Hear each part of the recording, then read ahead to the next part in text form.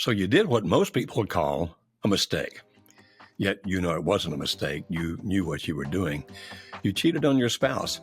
Now you've been caught and you're trying to decide, what do I do next? Do I try to put the marriage back together? Is it possible to put it back together? Or should I just go ahead and leave because of what's happened? Well, those are important questions to talk about, and we'll do that in just a moment. This is Relationship Radio, an extension of Marriage Helper International, hosted by renowned marriage and relationship expert Dr. Joe Beam and CEO of Marriage Helper, Kimberly Beam Holmes. We answer your questions directly with research-based principles that you can implement immediately. Regardless of the situation, what we teach will not only make your relationships better, but will also help you to become the best version of yourself along the way. Don't forget to like, subscribe, and click the bell to turn on notifications. Turn up the volume and prepare to take notes as we begin this week's episode of Relationship Radio.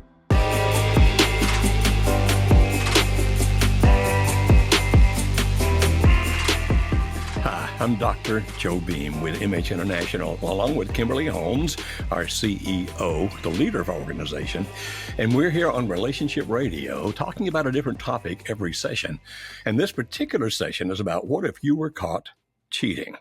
Stay with us to the end of this program because we have a free resource for you that we are convinced will actually help you in your marriage relationship. Now, Kimberly, most of the time we hear from the person who's trying to decide whether or not they want to stay in the marriage. In other words, the spouse who caught their spouse cheating. We hear from them a lot more. But we do hear from people who say, I was the one who cheated. I went out on my spouse. I did what I shouldn't have done. And so to those people, I think we have a very good message to help you understand the path forward. Because the fact that you did cheat may be telling you, I'm not sure what I want in life. So, Kimberly, what's one of the first things we would recommend? You've been caught cheating. You're trying to make up your mind. What will you do next?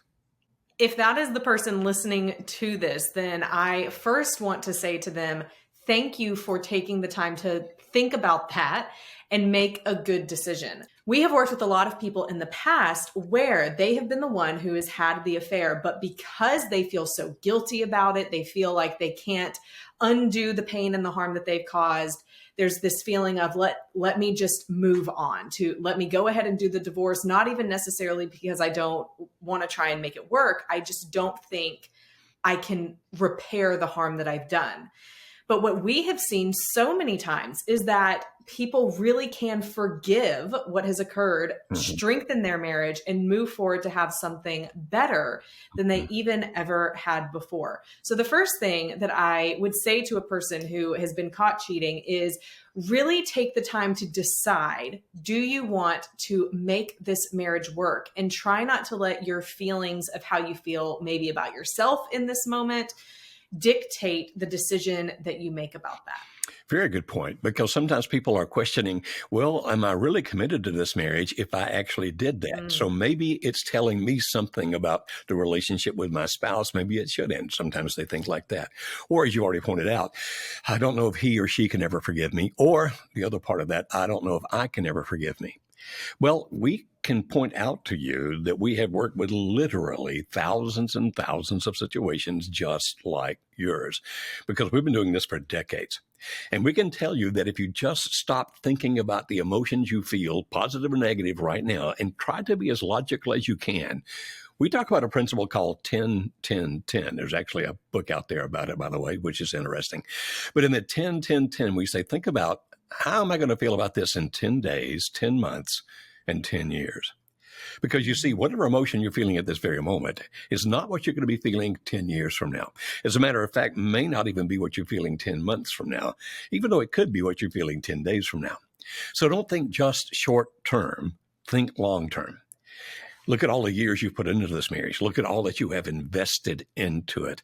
Look at who you were before you committed this particular act of cheating and think, which person do I want to be? The person I was before who was faithful to my spouse, or the person that I was when I did that thing who was unfaithful to my spouse?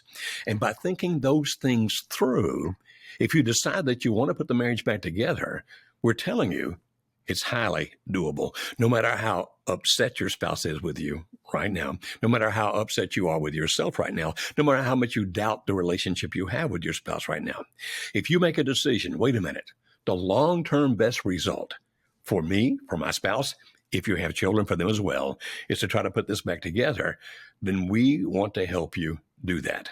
Of course, if you choose to leave, that's your option. You can do that if you wish. But the first thing you really need to decide as best you can, do I really want to try to make this marriage work? Now, that decision may waver at times because you're a human being, but do I really want to make this marriage work? And so, Kimberly, let's say that they do. Okay, I'm going to make it work if at all possible. What's the very next thing we would recommend that they do? So the very next thing that needs to happen is that you have to deal with what has happened. An affair has occurred. And so you shouldn't try and push it under the rug or not talk about it or bury it and act like you should go forward like everything is fine and nothing ever happened, because something did happen. So you need to work through it and talk about it. And we'll talk a little bit more about how to do that in just a minute. But the first thing that you need to do is recognize and admit any untruths, any lies that you have put on the table, and then go and make them right. Now, the next point we're going to get to really, really talks about how to do this as well. But the bottom line of what you want to do is realize, where did you lie to your spouse, and where do you need to go and apologize and tell the truth? Yeah, several years ago, I was on the Montel Williams show back when he still had that nationally syndicated talk show. And I was trying to explain it to him. And I said, understand this, the truth shall set you free. Because you see, if there's a lie on the table, if it's out there, you never know when it's going to come back and bite you in the rear end. Because as long as the lie is out there, there's something that can do harm to you. Now, you might be saying, but wait a minute, I don't want to tell the truth because of the fact I don't even want to face up to what I did. We understand that. We really do. But one thing we hear more than anything else when working with a spouse who has been cheated on is, besides what he or she did, is the fact that he or she lied to me. And they make a big deal about that. I mean, my trust was broken. Yes, I don't like what happened. That was terrible. That was bad. That was evil. But it really hurts me that I was lied to. And so we suggest to you that if you're going to do this, that you tell the truth, that you don't lie about anything. Now, we have another point, which we'll make finally here before we answer a couple of questions. And Kimberly, as people are answering these questions, as they're dealing with these things, there are a couple of things that need to remember. That's our third point here, right? And what would that be?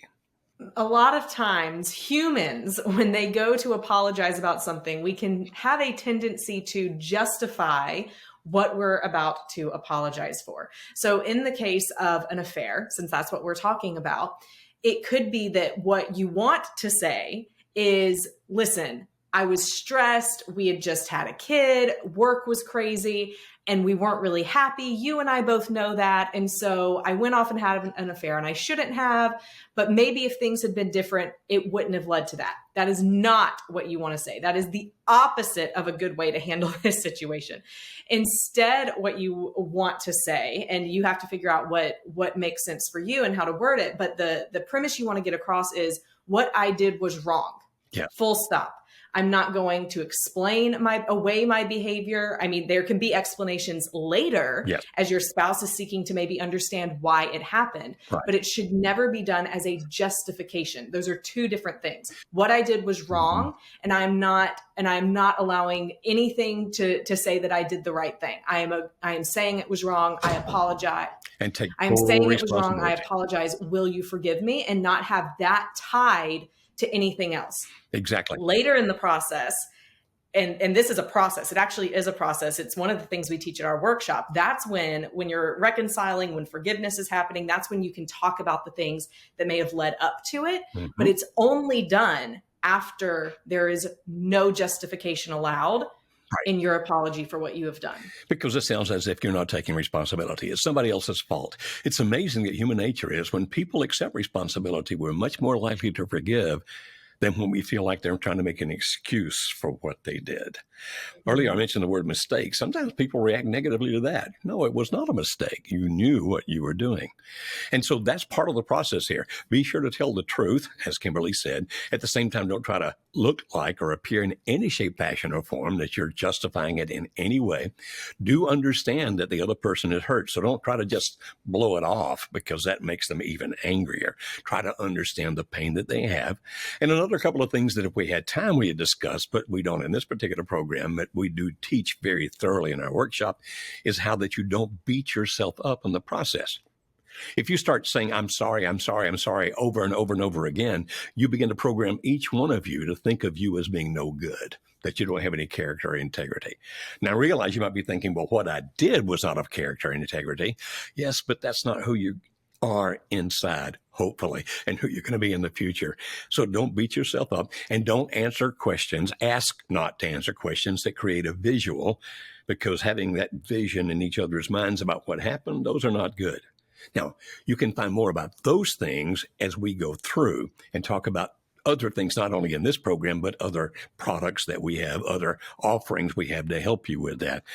But I wanted to let you know that it's more than just taking responsibility. There are several things involved in this, but taking responsibility is a big, crucial part of that.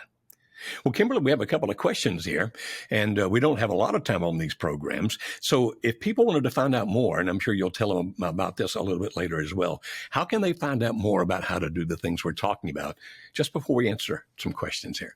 With this type of situation where there may be one spouse who's had the affair, they're trying to figure out how to work past it, maybe even still trying to decide if they want to save their marriage. Our workshops are so effective and helpful at letting each person see what the future could be for the marriage, help both of them make a decision, but also help both people understand the things in the past that have gone wrong. Maybe the things that weren't quite what they should have been in the marriage that led to unhappiness occurring, that led to many different things happening. Again, affairs are never justified, but affairs are rarely the core issue in the marriage when an affair happens.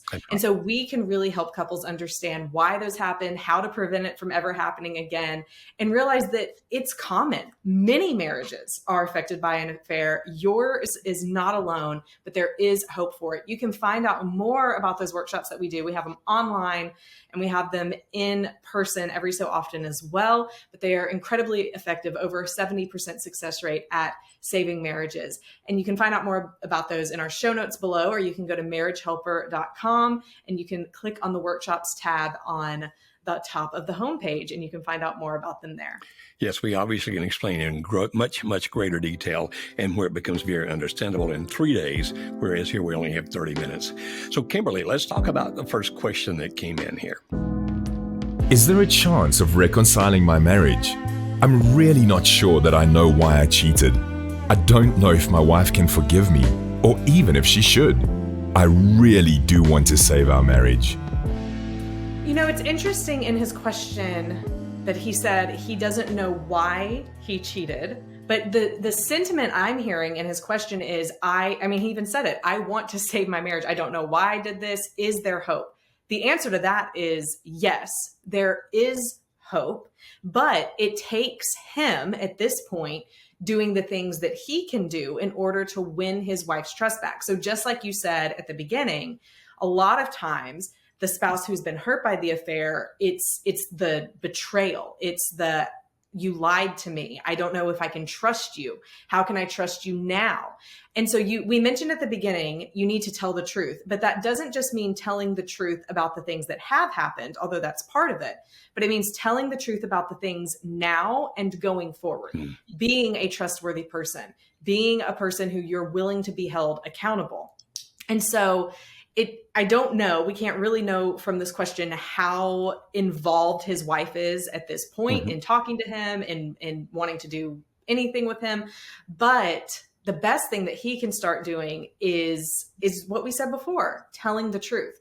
I don't know why I did this. I would love for you to explore with me, go to this workshop together. Let's see if we can put this back together and go from there. What would you add to it? Oh, I think that's exactly right. Everything that you just said. Understand a couple of things, though. Don't demand that your spouse forgive you and put it back together. As a matter of fact, your spouse right now is trying to make some decisions of his or her own. Therefore, do not be pushing them. Well, you're a religious person, therefore you have to forgive me and give me grace and mercy. Don't do that. Don't try to manipulate them. Don't try to control them. You just put yourself in front of them, basically saying, I messed up, but I still would love to put this marriage back together. Now, expect them to be angry and do not react to their anger. Expect them to be hurt and try the best you can to understand that hurt. So reconciliation is possible, but not because you're going to change your spouse. Reconciliation is possible because of the fact that you're going to change you and become the best you can possibly be. And you're going to be extremely sensitive to the pain that your spouse feels. So if you understand that and don't try to push it and take the time, as Kimberly just pointed out, to rebuild the trust, which will take a while to do, then yes, it can be reconciled. We have seen it happen again and again and again. 2 out of every 3 couples that come to our intensive 3-day workshop are there because of an affair, either his or hers or both. And as Kimberly pointed out just a few minutes ago, the success rate we see in people being able to save their marriages is over 70%. Now, that's far higher than marriage counseling, and we're not trying to put marriage counseling down here, but that's far higher than marriage counseling. But we can help people, including you, figure out why did it happen, okay, without justifying it, and then figure out what do we do now, and then what do we do after now. And so, yeah, absolutely. We have seen it again and again and again. So many times, Kimberly, that often everybody else has given up on them. Their counselors told them to divorce. Their families are all saying there's no hope. And now they're still happily married years later because of the fact that we helped them work through that process. Now, we're not saying we're magic. There's no magic to it. It's work. There's no magic phrase, no magic action. There's some work to do. But yes, it can be salvaged if you're willing to do the work it takes to make it work. Is it possible for me to love my husband again after I cheated on him? He allowed me to come back to the marriage, but I feel like I only came back because it was the right thing to do. I've been back for 8 months now, but even after all this time has passed, I don't feel in love with him at all. What should I do?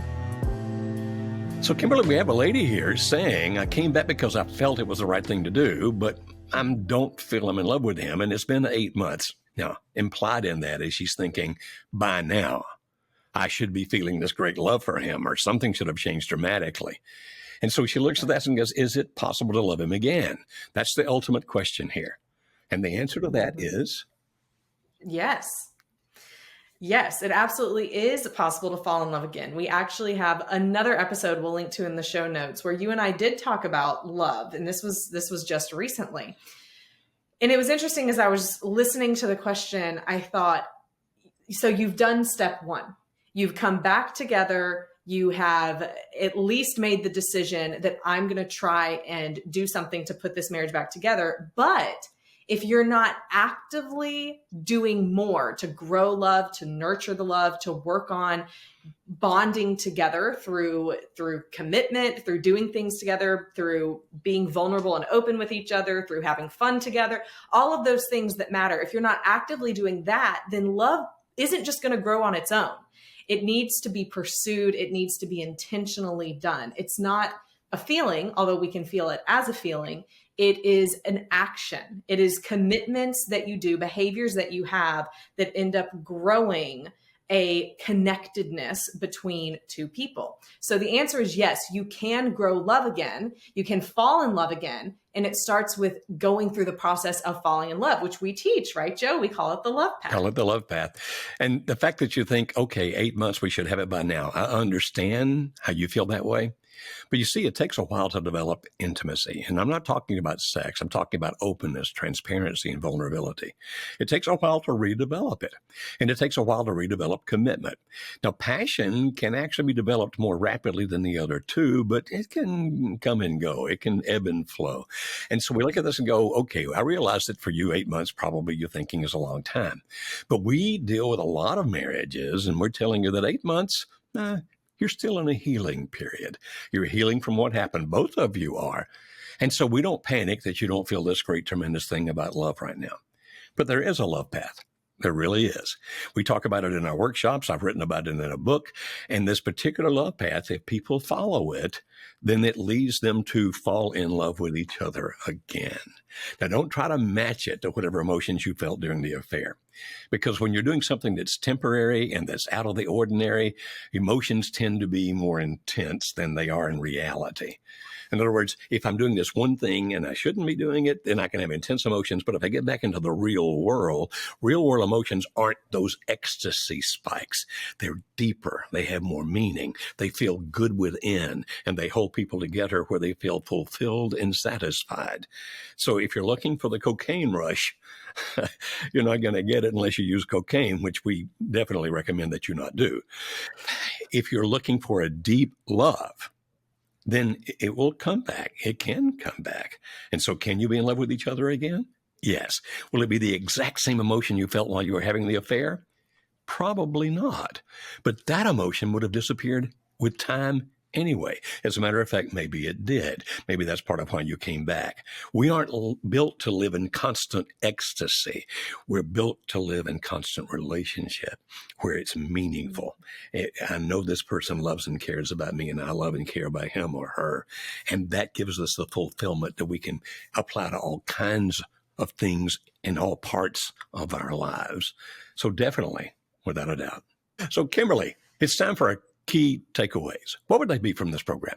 The first is, if you have had an affair, decide what you're wanting to do about your relationship. If you have already decided, I want to make my marriage work, great. We are 100% behind you on that, and we will do what we can to help you get there. So please go and see what we can do. Get involved in one of our workshops that we have at Marriage Helper. We would love to help you do that. But if you're the person saying, I still don't know, I'm this woman who I don't have the feelings that I thought I would have towards my spouse, then we can help you with that too. But what we ask you to do is to consider the impact of your decision, not just on how you would feel about it, but how will it affect your family, your kids, your spouse, your life long-term by leaving now. A lot of times people realize there's way more they would lose than they would gain by leaving their marriage. Mm-hmm. The second is to always tell the truth. Get rid of any lies that are on the table and be honest with your spouse. And then third, don't justify what you have done. And this applies to even if you decide to not make the marriage work. Mm-hmm. It is still healthy for the relationship. And if it's going to be a co-parenting relationship long-term, for you to have the lies off the table, to apologize for what you have done to hurt the other person, mm-hmm. and to do what you can if you choose to repair the relationship going forward. Excellent. Very good. Very good takeaway summary there. I like that. We have a free mini course that we are offering to all of our listeners of this podcast, and it's called the How to Fall in Love Again mini course.